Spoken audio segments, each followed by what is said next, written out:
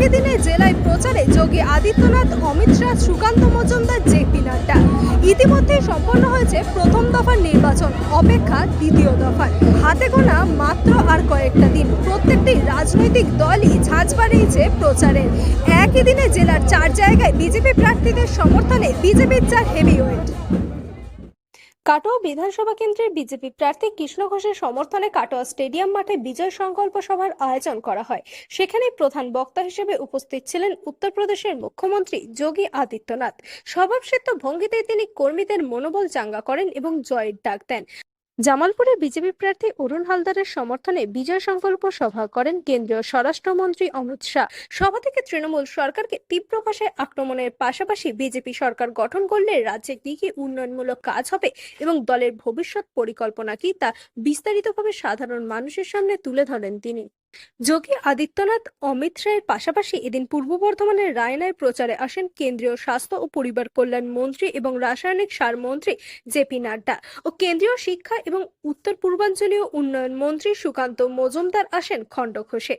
রায়নার BJP প্রার্থী সুভাষ পাত্রের সমর্থনে পহলনপুর ঘোষপাড়ার ঢাল থেকে মোহনপুর পর্যন্ত ও বর্ধমান উত্তরের বিজেপি প্রার্থী সঞ্জয় দাসের সমর্থনে দেওয়ানদিঘি মোড় থেকে জয়দুর্গা মন্দির পর্যন্ত রোড শো করেন জেপি নাড্ডা। সভা শেষে সেখানেই বক্তব্য রাখেন তিনি। बहुत ही लोकप्रिय प्रत्याशी श्री संजय दास जी, जरा जोरदार तालियों के साथ इनका स्वागत कीजिए।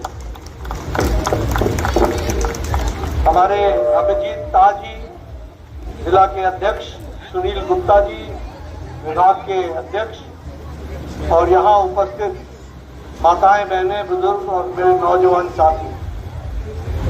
यह चुनाव जो है पहले चरण का चुनाव हो चुका है और पहले चरण के चुनाव में एक तरफा भारतीय जनता पार्टी को लोगों ने आशीर्वाद दिया है और ममता जी को घर बैठाने का तय कर लिया है, ये मैं आपको बताना चाहता हूं। और इसीलिए अब ये जो दूसरे चरण का चुनाव है, यह चुनाव आप 2 मुद्दों पर लड़ रहे हैं। पहला मुद्दा है कि जिस तरीके का टीएमसी के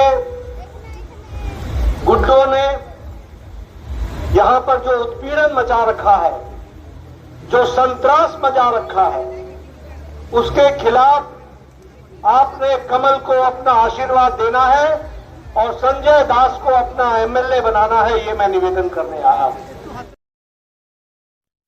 ভোটের দিন ঘনিয়ে আসতেই প্রচারে ঝাঁঝ বাড়িয়েছে প্রত্যেকটি রাজনৈতিক দল। তবে একই দিনে জেলায় যোগী, অমিত শাহ ও জেপি নাড্ডার মতো শীর্ষ নেতৃত্বদের উপস্থিতি বিজেপির প্রচার অভিযানে এক নতুন মাত্রা যোগ করেছে।